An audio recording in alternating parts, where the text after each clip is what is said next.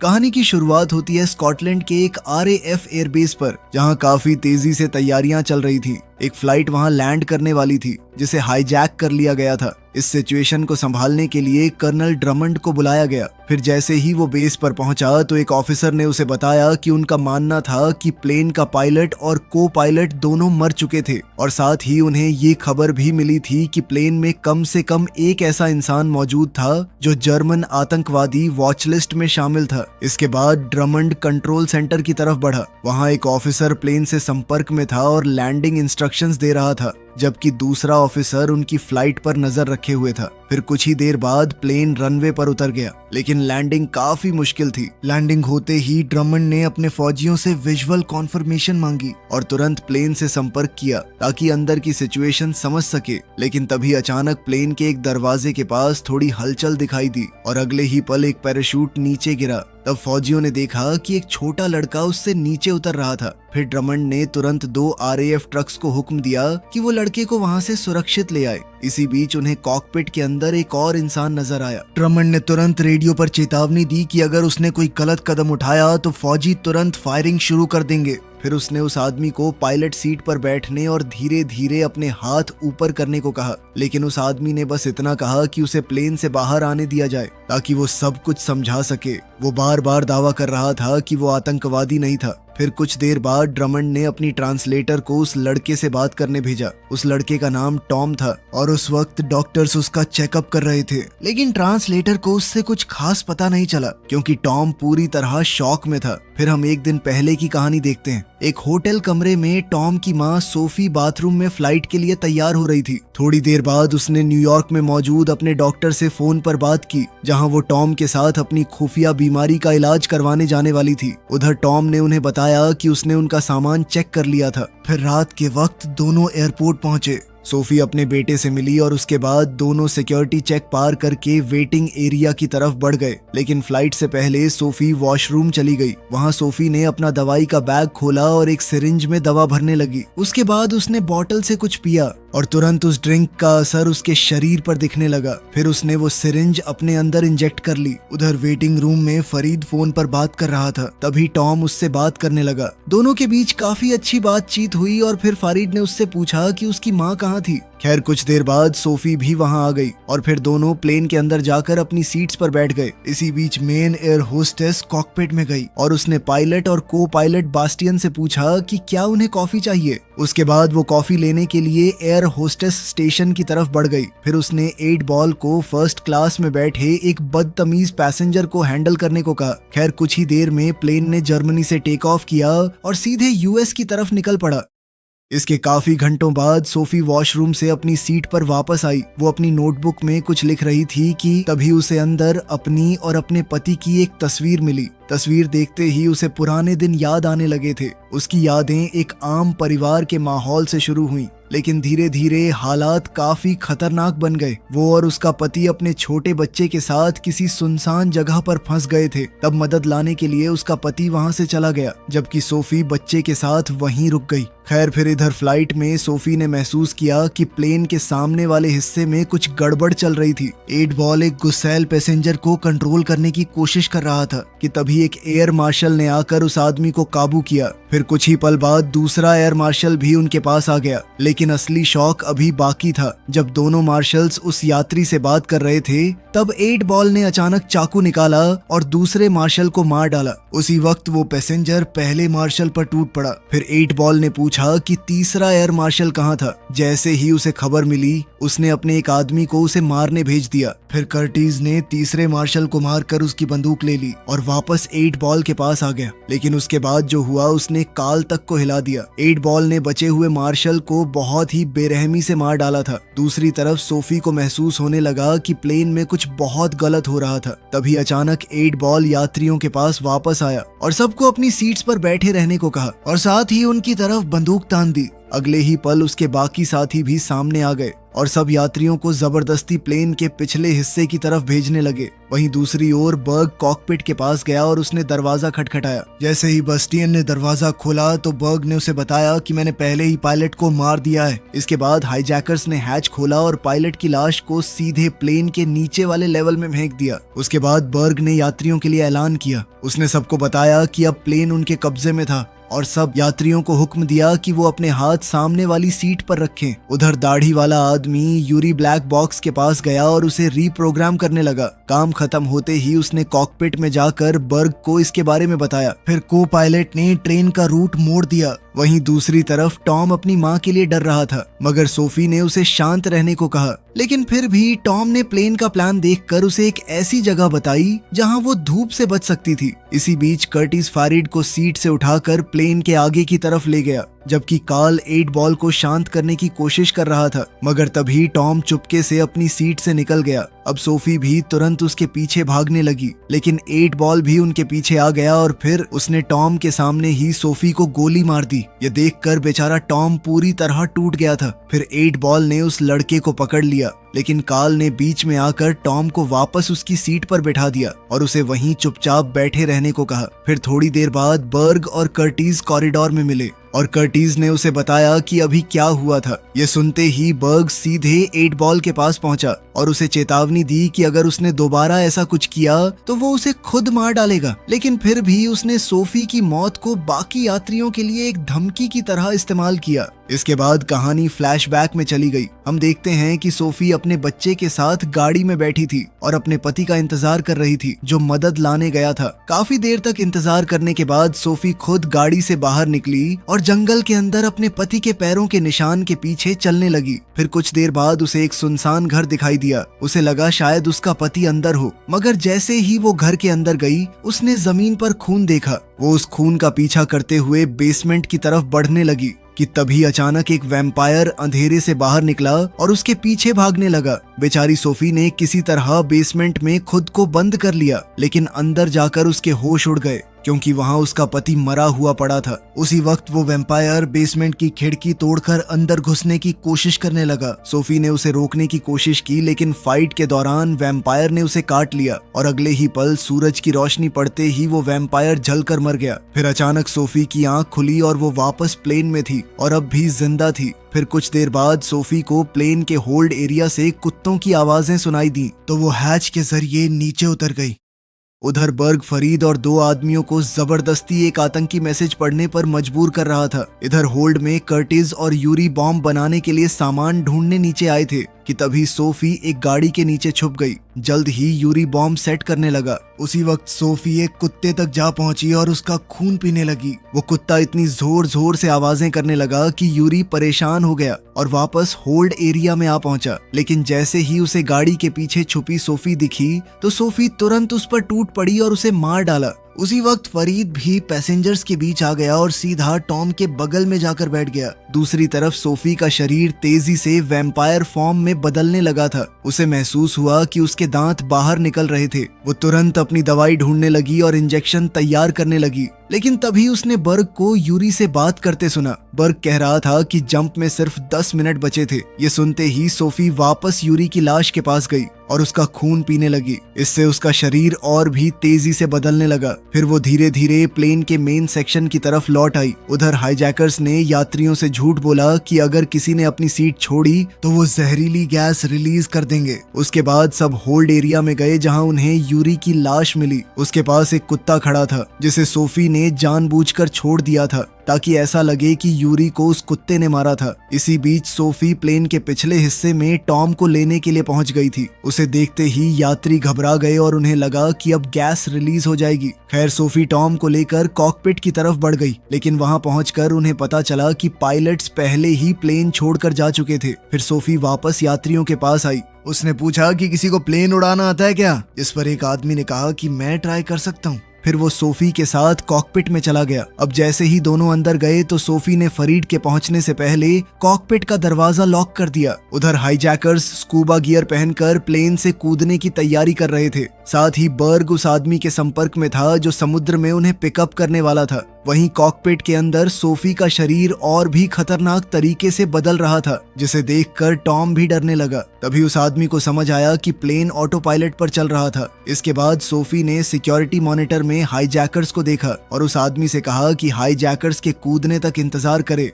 और उसके बाद ही ऑटो पायलट बंद करे। लेकिन 8 बॉल को अब समझ आ गया था कि सोफी अभी जिंदा थी। वो उसे ढूंढने के लिए बर्ग के साथ वापस प्लेन में घुस आया। तभी एक यात्री ने उन्हें बता दिया कि सोफी कॉकपिट में थी। ये सुनते ही दोनों कॉकपिट के बाहर पहुंच गए और दरवाजा खोलने को कहने लगे। लेकिन सोफी ने कॉकपिट वाले आदमी से कहा कि प्लेन को फिर से यूएस की तरफ मोड़ दे, मगर वो आदमी बोला कि यूरोप ज्यादा पास था। लेकिन सोफी को देखकर वो इतना डर गया था कि उसने बिना बहस किए उसकी बात मान ली। फिर जैसे ही हाईजैकर्स ने प्लेन के रूट को बदलते हुए देखा तो उन्होंने एक पैसेंजर को मारने की धमकी दे दी। फिर बर्ग ने बिना सोचे उस यात्री को गोली मार दी। इसके बाद उसने सोफी से कहा कि जब तक वो कॉकपिट का दरवाजा नहीं खोलेगी तब तक वो एक एक करके सबको मारता रहेगा। उसके बाद उसने 8 बॉल को हुक्म दिया कि वो अगला शिकार लेकर आए। वो दरिंदा जब भीड़ में गया तो एक छोटी लड़की को पकड़कर बर्ग के सामने ले आया। बर्ग ने अब उस लड़की को सामने खड़ा कर दिया ताकि सोफी उसे देख पाए, लेकिन वो लड़की को कोई नुकसान पहुंचाता उससे पहले ही सोफी तुरंत कॉकपिट से बाहर निकली। अगले ही पल वो बर्ग पर टूट पड़ी और उसके गले में दांत घुसा दिए। ये देखकर बस्टियन और बाकी पैसेंजर्स की रूह कांप गई और वहीं कॉकपिट में मौजूद आदमी ने तुरंत दरवाजा बंद करके लॉक कर दिया।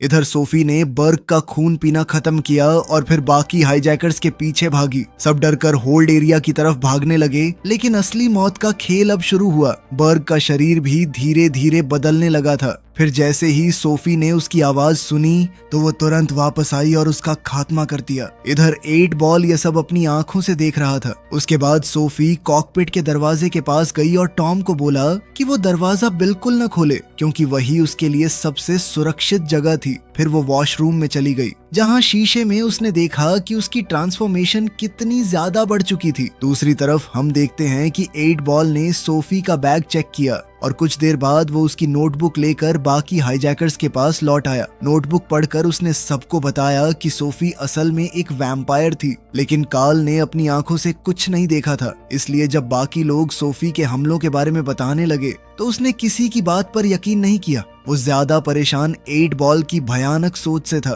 तभी 8 बॉल ने सबको एक यूवी लाइट दिखाई जिससे वो सोफी को नुकसान पहुंचाना चाहता था। उधर सोफी ने फिर से अपनी दवाई इंजेक्ट की और तभी एक और फ्लैशबैक शुरू हो गया। हम देखते हैं कि सोफी अपने बच्चे टॉम का ख्याल रखने की कोशिश कर रही थी और साथ ही अपनी खून की भूख भी शांत करने की। लेकिन जब बच्चा लगातार रोता रहा तो एक पल के लिए सोफी के अंदर का राक्षस बाहर आ गया। वो उस पर गुर्राने लगी, लेकिन अगले ही पल वो खुद को रोकने के लिए बाथरूम में भागी और अपने दांत तोड़ डाले ताकि वो टॉम को कभी नुकसान न पहुंचाए। इसके कुछ वक्त बाद सोफी वापस उसी घर में गई जहां वो वैम्पायर बनी थी। वहां उस वैम्पायर का बाप सामने आया जिसने सोफी को काटा था। उस आदमी ने बताया कि उसका बेटा कभी खुद को काबू नहीं कर पाया था, और सच तो ये था कि वो खुद भी नहीं कर पाता था, चाहे वो नॉर्मल दिखने का कितना भी नाटक करे। ये कहकर उसने सोफी को गोली मार दी, क्योंकि उसका मानना था कि उन जैसे लोग सिर्फ बदनसीबी और दर्द लेकर आते थे। वहीं प्लेन में 8 बॉल लकड़ी को छील कर एक भाला बना रहा था,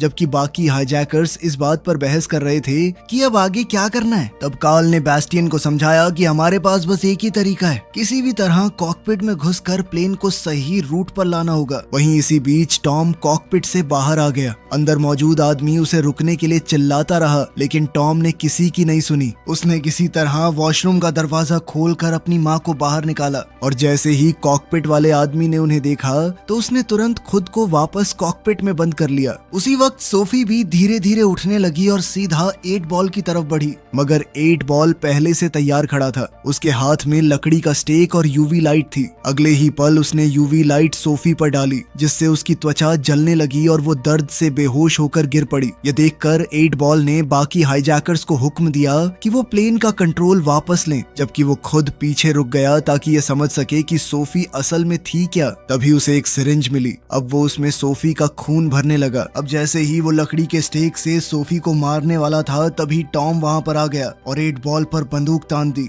लेकिन वो दरिंदा बिल्कुल नहीं डरा। वो धीरे धीरे टॉम की तरफ बढ़ने लगा और जैसे ही उसने बंदूक पकड़ने की कोशिश की, अचानक से ट्रिगर दब गया और अगले ही पल प्लेन की खिड़की टूट गई। इस वजह से कैबिन का प्रेशर अचानक गिर गया और पूरा प्लेन जोर जोर से हिलने लगा। उधर कॉकपिट में बेस्टियन ने सबको सावधान किया कि ऑक्सीजन सिर्फ 10 मिनट के लिए बची थी और अगर प्लेन को जल्दी नीचे नहीं लाया गया तो सब मारे जाएंगे। इसी बीच हम देखते हैं कि सोफी ने टॉम को ऑक्सीजन मास्क तक पहुंचाया। फिर उसने जल्दी से बंदूक उठाई और 8 बॉल को गोली मार दी। इसके बाद 8 बॉल वहां से भागने लगा। दूसरी तरफ हम देखते हैं कि कॉकपिट में मौजूद आदमी एक साथ दरवाजा पकड़कर और ऑक्सीजन मास्क तक पहुंचकर खुद को बचा नहीं पाया और बेहोश हो गया। बस इसी मौके का फायदा उठाकर हाईजैकर्स वापस कॉकपिट के अंदर घुस गए थे। उधर सोफी टॉम को लेकर यात्री वाली साइड आई और उसे फारिद के हवाले कर दिया, मगर तभी अचानक प्लेन और भी नीचे गिरने लगा, लेकिन सोफी सीधे 8 बॉल के पीछे निकल पड़ी। फिर कुछ देर बाद उसने उसे एक बुलेट प्रूफ कार के अंदर छुपा हुआ पाया। अब सोफी ने उस पर कई गोलियां चलाई पर कोई असर नहीं हुआ और फिर 8 बॉल ने कुछ ऐसा किया जिसने सोफी को भी डरा दिया। उसने सिरिंज उठाई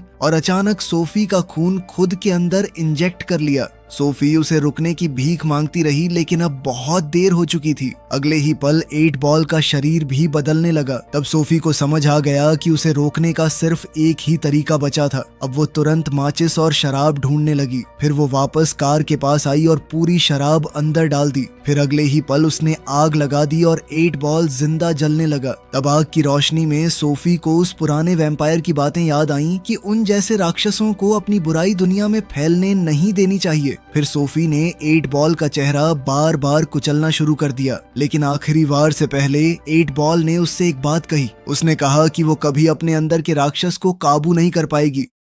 इसके कुछ देर बाद प्लेन आखिरकार स्टेबल हो गया, लेकिन हाईजैकर्स ने देखा कि होल्ड एरिया में आग लगी थी। वो नीचे जाने ही वाले थे कि तब तक सोफी किसी तरह आग पर काबू कर चुकी थी और वापस प्लेन के अंदर घुस रही थी। लेकिन जैसे ही हाईजैकर्स ने उसे देखा तो उन्होंने तुरंत फायरिंग शुरू कर दी। ये देखकर सभी यात्री बुरी तरह घबरा गए और सब आगे की तरफ भागने लगे। उन्हीं में फारिड भी था जो टॉम को लेकर भाग रहा था। मगर बाद में हाईजैकर्स जब वापस बुलेट प्रूफ कार के पास पहुंचे तो उन्होंने देखा कि 8 बॉल अभी भी जिंदा था, लेकिन अगले ही पल वो अचानक कर्टिस पर टूट पड़ा और उसका खून पीने लगा। फिर वो कार से बाहर निकला और बाकी लोगों के पीछे भागने लगा। उधर सोफी ने होल्ड एरिया का दरवाजा बंद कर दिया था। तभी उसे टॉम की आवाज सुनाई दी जो चिल्लाकर कह रहा था, ये सब लोग मुझे मारना चाहते हैं। लेकिन फरीड ने तुरंत कहा कि वो उसे कोई नुकसान नहीं पहुंचाएंगे। लेकिन बाकी पैसेंजर ऐसा ही सोच रहे थे, क्योंकि उसी वक्त एक पैसेंजर ने सोफी पर गोली चला दी। ये देखते ही सोफी उस पर टूट पड़ी।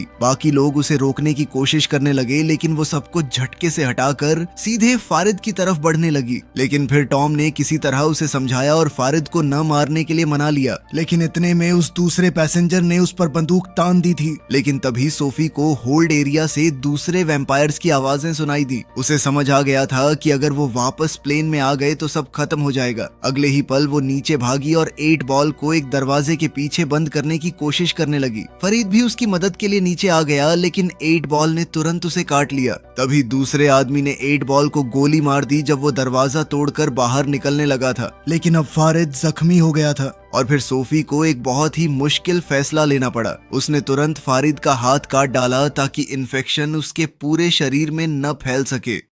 इसी बीच नीचे से कर्टिस, जो पूरी तरह से वैम्पायर बन चुका था, प्लेन में घुसने की कोशिश कर रहा था। लेकिन सोफी ने किसी तरह कर्टिस और 8 बॉल दोनों को खत्म कर दिया और एयर होस्टेस को वैम्पायर बनने से बचा लिया। उसके बाद वो वापस यात्रियों के पास गई जहां उसे बस्टियन मिला। फरीद भी सबको समझा रहा था कि सोफी उनकी मदद कर रही थी। फिर सोफी बस्टियन को लेकर कॉकपिट में गई। वहां बस्टियन ने बताया कि फ्यूल बहुत कम बचा है और उन्हें जल्दी से पास में एयरपोर्ट ढूंढकर लैंडिंग करनी पड़ेगी। इसके बाद फरीद और टॉम ने सोफी को समझाया कि वो कॉकपिट के नीचे वाली अंधेरी जगह में चली जाए, जबकि फरीद खुद बस्टियन के साथ वहीं रुक गया। फिर कुछ देर बाद जैसे ही पायलट का संपर्क पास के RAF एयरबेस से हुआ तो उसने उन्हें बताया कि प्लेन हाईजैक हो गया था, लेकिन उन्होंने जैसे तैसे हाईजैकर्स को हराकर कार्गो होल्ड में बंद कर दिया था। वहीं दूसरी तरफ टॉम अपनी माँ की दवाई ढूंढने के लिए ऊपर चला गया और तभी यात्रियों को होल्ड एरिया से वैम्पायर्स की खौफनाक आवाजें सुनाई देने लगी। उनमें से एक जख्मी पैसेंजर, जो कि वैसे भी मरने ही वाला था, खुद वैम्पायर्स के पास चला गया। उसने 8 बॉल को आजाद कर दिया और खुद को काटने के लिए बोला।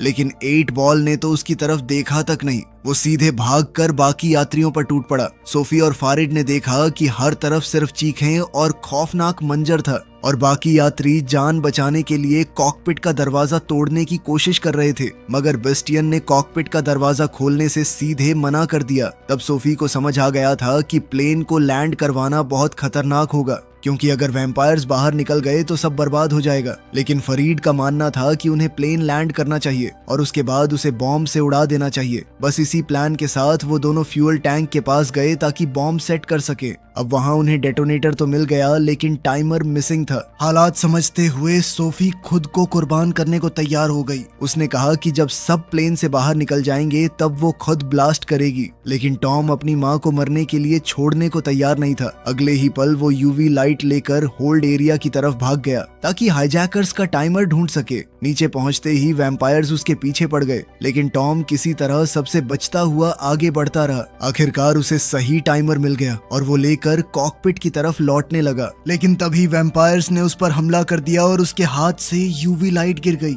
इधर कॉकपिट से सोफी यह सब देख रही थी और अगले ही पल वो टॉम को बचाने के लिए भाग पड़ी। जाने से पहले उसने बैस्टियन से पूछा कि प्लेन सही डायरेक्शन में जा रहा है ना। बैस्टियन ने बताया कि प्लेन ऑटो पायलट पर है और अब एयर ट्रैफिक कंट्रोल वालों की मदद से कोई भी सुरक्षित लैंडिंग करवा पाएगा। तब सोफी फेरिड की तरफ मुड़ी और उससे वादा लिया कि वो हमेशा टॉम का ख्याल रखेगा। उसके बाद उसने बास्टियन का खून पीना शुरू कर दिया, क्योंकि वो जानती थी कि अब वो पूरी तरह वैम्पायर बनने वाली थी। दूसरी तरफ टॉम को वैम्पायर्स ने घेर लिया था। तभी 8 बॉल ने उसकी चीख सुन ली और उसे अपना शिकार बनाने का ऐलान कर दिया। लेकिन उसके टॉम तक पहुंचने से पहले ही सोफी उस पर टूट पड़ी और फिर होल्ड एरिया में दोनों वैम्पायर्स के बीच खतरनाक फाइट शुरू हो गई। फाइट के दौरान 8 बॉल ने सोफी को काट लिया, लेकिन तब टॉम को एक खतरनाक आइडिया आया। उसने होल्ड का दरवाजा खोलकर प्रेशर ब्लास्ट करने का प्लान बनाया ताकि सोफी 8 बॉल को बाहर धकेल सके। इसी बीच कॉकपिट में फरीद ने देखा कि टॉम नीचे अकेला फंस गया था और तभी 8 बॉल किसी तरह वापस प्लेन के अंदर आ गया और सीधे टॉम की तरफ बढ़ने लगा। इधर हालात देखते ही फरीद ने ऑटो पायलट बंद कर दिया और पूरे प्लेन को एक साइड टिल्ट कर दिया। अगले ही पल सूरज की रोशनी सीधे 8 बॉल पर पड़ी और वो जलकर मारा गया। उधर टॉम ने अपनी माँ को बचाने के लिए अपना ही खून उसे पिला दिया। कुछ पल बाद सोफी होश में आ गई, लेकिन अब वो मुश्किल से खुद को कंट्रोल कर पा रही थी। वो बार बार टॉम पर हमला करने वाली थी, इसलिए उसने खुद ही उसे दूर धकेल दिया और रेंगते हुए वापस होल्ड एरिया में चली गई। इसके बाद RAF बेस पर हम देखते हैं कि टॉम बार बार ट्रांसलेटर से कह रहा था कि फरीद को बचा लो, लेकिन वो रेसिस्ट ऑफिसर कहने लगी कि फरीद मेरे लिए बस एक आतंकवादी है और कुछ नहीं। मगर टॉम बार बार उन्हें समझाने की कोशिश कर रहा था कि उसे वैम्पायर से बचाना बहुत जरूरी है, वरना सूरज ढलने के बाद सब खत्म हो जाएगा। लेकिन किसी ने उसकी बात पर ध्यान नहीं दिया। आखिरकार डॉक्टर्स ने उसे नशे की दवा देकर बेहोश कर दिया और ड्रमंड ने फिर से पूरी कमांड संभाल ली। उसने अपने फौजियों को रुकने का हुक्म दिया, जबकि प्लेन के अंदर वैम्पायर्स बची हुई लाशों पर टूट पड़े थे। दूसरी तरफ फौज लगातार फरीद से संपर्क करने की कोशिश कर रही थी। वो उसे खुद को फौज के हवाले करने को कह रहे थे, लेकिन कोई भी उसकी बात समझ नहीं पा रहा था। फरीद बार बार उन्हें सावधान करता रहा, लेकिन किसी ने उसकी मिन्नतें नहीं सुनी और फिर फौज ने उस पर फायरिंग कर दी। उसके बाद फौजी प्लेन के अंदर जा घुसे और फरीद को बाहर खींच लाए ताकि वो प्लेन ब्लास्ट न कर सके। लेकिन उन्हें बिल्कुल अंदाजा नहीं था कि अंदर उनका सामना किससे होने वाला था। उधर टॉम को हॉस्पिटल ले जाया जा रहा था, लेकिन रास्ते में ही उसने वो दवा उठाई जो उसके लिए रखी गई थी और पैरामेडिक को इंजेक्ट कर दिया। फिर उसने अपना टेडी बेयर उठाया और चलती गाड़ी से सीधे बाहर कूद गया। अगले ही पल वो पूरी तेज रफ्तार से प्लेन की तरफ भागने लगा। दूसरी तरफ फौजी जैसे ही प्लेन के अंदर घुसे तो वैम्पायर्स ने उन पर हमला कर दिया। फरीद उन्हें सावधान करता रहा, लेकिन अब बहुत देर हो चुकी थी। मगर कुछ पल बाद फरीद ने ट्रक के पीछे से टॉम को देखा। वो उसे आवाज देता रहा, लेकिन टॉम तक उसकी आवाज पहुंच ही नहीं पाई। जैसे ही टॉम प्लेन के पास पहुंचा तो उसने अपनी माँ को एक फौजी का खून पीते हुए देखा। वो जोर से उसे पुकारने लगा, लेकिन अब सोफी पहले जैसी नहीं रही थी और उसी पल टॉम को समझ आ गया कि उसकी माँ सच में खो चुकी थी। फिर उसने बिना एक पल सोचे प्लेन को उड़ा दिया। इतना जबरदस्त धमाका देखकर ड्रमंड और उसके फौजी भी दंग रह गए। आखिरकार फरीद अपनी बची कुची ताकत से मलबे के पास पहुंचा, जहां टॉम अकेला खड़ा था और फिर दोनों